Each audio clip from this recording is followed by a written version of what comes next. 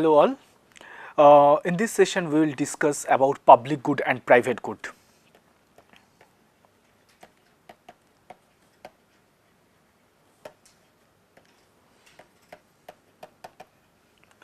So a kind of good, there are basically four types of good we will slowly learn, but a kind of good like what characteristics it has in terms of its economic values and all, so which we define based on two important parameters.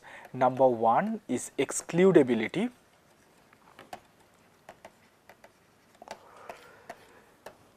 and number two is rivalry in consumption.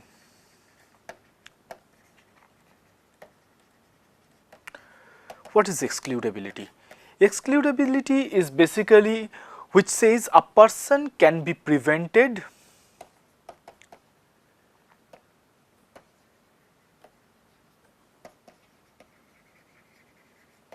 from using a commodity, that good or commodity, yeah, or a service, good or service. This is excludability. What is rivalry in consumption is one person's consumption of that good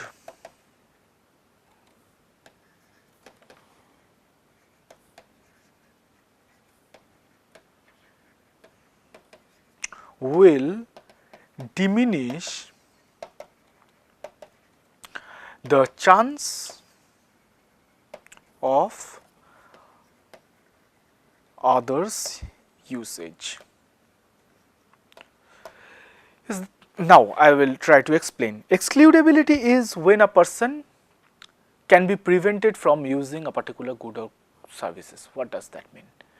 That everybody is not entitled to avail a particular commodity or a particular service or to enjoy a particular commodity. Often in a market we see that if a person pays, a price is attached to a commodity. So, if a person pays, then the person can avail or utilize a good or service. If they do not pay, they cannot. So, there is an excludability. You pay and you use. Like I want to go to a private clinic, I pay for the doctor's fee and I get his treatment or her treatment. If I do not, I cannot, right. And the second thing is that rivalry in consumption. Say there are too many patients in a particular government hospital, right. People are lying on the floor. We have seen, in one bed in a pediatric ward, 3 children are sharing a bed. Pathetic. Right. So, that means there is a rivalry in consumption. Everybody is fighting for that bed, for a bed or for some basic amenities towards their treatments. Yes, nobody is being said no basically, but there is a rivalry. If somebody gets a bed and if say by norm one bed should be utilized by only one person, and that means there is a rivalry. That means if one person is using the bed, the other cannot, but nobody is saying him or her no, that you cannot, right. Okay. So, based on these two parameters, we decide that with which characteristics which will be the name given. Let us see that we will try to form a kind of a contingency matrix where whether the group is excludable or not. So, I will form a box.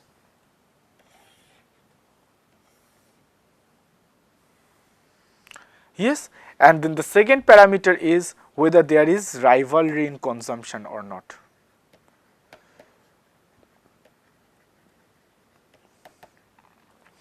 Right? And I can say yes, there is an excludability, yes, and there is no excludability, no, and yes, there is a rivalry in consumption, and no, there is no rivalry in consumption.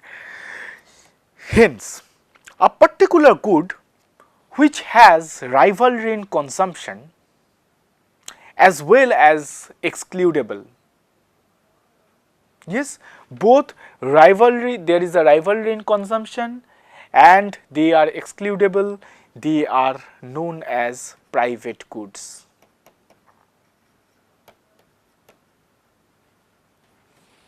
Yes, they are known as private goods. Because to avail that particular good, you need to pay a particular fee, price, charge. At the same time, if you don't, you are excluded. Number one. Number two, there are too many people who want to avail that particular good. So there is a rivalry in consumption, right? So you want to go to you want to meet a doctor who is very busy. You have to take an appointment. You delay to take that appointment. You may not get to see the doctor, and maybe he pays a visit, or he is just available maybe twice a month. That's all. So there is a rivalry in consumption, and then the doctor is a private good. I mean, his service is a private commodity, right? Similarly, we can have a condition where no price is attached, that is, there is no excludability. Nobody can be said, no, you are not entitled to use this particular commodity. At the same time, there is no rivalry in consumption. That means that anybody and everybody can avail that. There is no rivalry in consumption. If I am availing a system, nobody can actually say that no, you are availing and that is why I cannot avail, right? Even if it's free, right? So if there is no rivalry in consumption either, as well as there is no excludability, everybody has the same right, then that is known as a public good.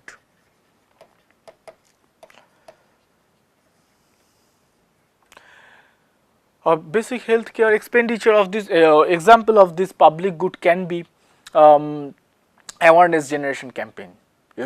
Some awareness, they are some NGO or the government, the health workers, accredited social health workers, ASHA, the auxiliary nurses, midwives, they are probably just distributing leaflets on what to be done in terms of antenatal checkup during the pregnancy.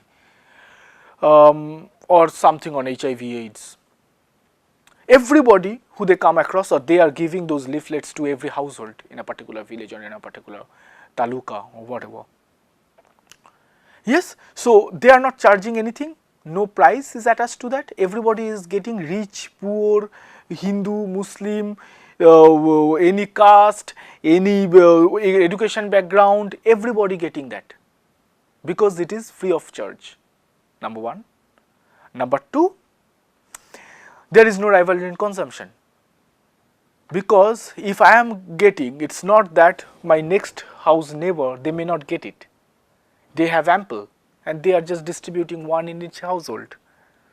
Eventually they may have extra, right? So that can be a perfect example of public good. But at the same time, these are extremes. But there can be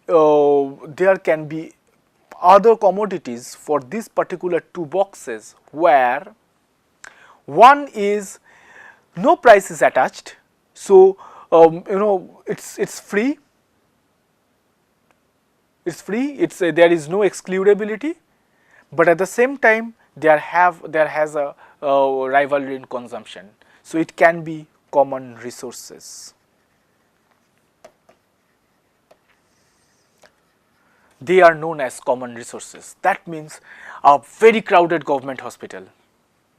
Yes, there is a rivalry in consumption. At the same time, no charge is attached. Nobody has to pay anything. Just forget about the user fee that they have to pay something for the ticket or something. That's a nominal one.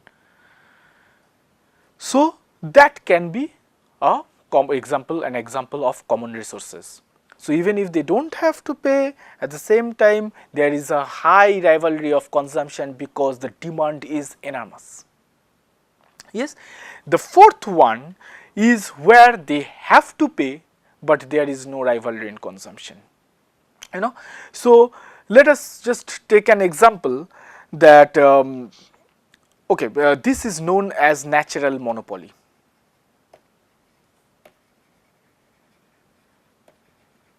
Natural monopolies, very different from monopoly. Yeah, natural monopolies.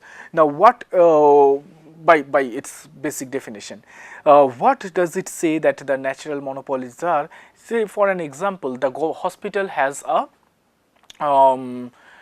fire protection scheme. Yes, I am being treated by the hospital. Who is paying for that? The hospital. Let's say it's a government hospital. Yeah. So, and they have a fire protection scheme. The government is paying for that. I am not paying for that.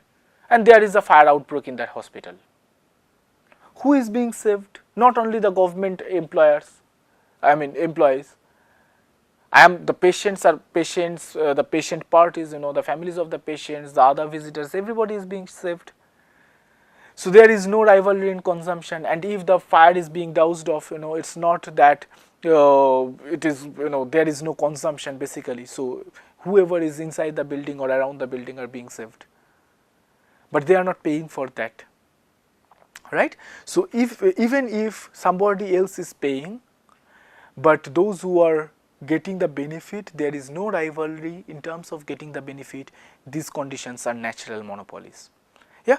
So uh, uh, when, you know, just to give you a clear idea, if we take some random examples of, you know, apart from this healthcare or around healthcare, it can be anything, you know. So the private goods can be the medicines I take from the private clinics.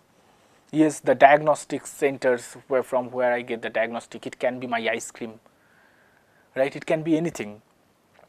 It can be the private hospitals. Similarly, the public good can be, you know, the national defense, right? Basically, none of us are paying for that separately. It's coming from the earmark taxes, from the government budget, government's revenue. So, but even if those who are not paying taxes, that means indirectly also they are not paying, the poor ones, they are not paying for the national defense, but they are getting the benefit, right? So and there is no rivalry in consumption. If I am getting the benefit, everybody else around me is also getting the benefit, everybody inside India is also getting the benefit. So it's a perfect example of, you know, the public good, or any say information about a weather calamity, information about a disease outbreak. Yeah, this everything is public good, because if something is being, you know, broadcasted or telecasted over some national media, which is for which, you know, don't have to make any payment, but you are getting the information, that is kind of a public good. The next can be the common resources. The common resources can be the you know, congested non-toll roads, because in a non-toll road you don't have to pay any taxes, you are not paying any taxes, but because there is high traffic, so there is a rivalry in consumption, right? Apart from that, crowded hospital is the same thing. Yes, so because of this heavy traffic, there is a rivalry in consumption. Everybody wants a space, you know, the bike squeeze through, the auto squeeze through, the cars are standing, and all this mess. And that, you know, any road within the city, you know, the Delhi, Mumbai, Bangalore, so there is no taxes, basically non-toll, there is no toll fee within the city. So it's, there is a it's no excludability, but there is a rivalry consumption. Common resources, it can be say a park, you know, a small park in a polluted locality. So for a, you know, some freshness, everybody in that locality, they want to go to the park, and it's so crowded then, so it has, you know, so even if it's, there is no excludability, it's free to enter the park. So but in search of that better environment, everybody is availing that, so there is a rivalry in consumption. I have seen that, you know, in some places, there is a park in Bangalore, and that's so crowded because, you know, it's within the city, and then that's very, very crowded. You can't really do a morning walk peacefully over there. And the another one is the natural monopoly.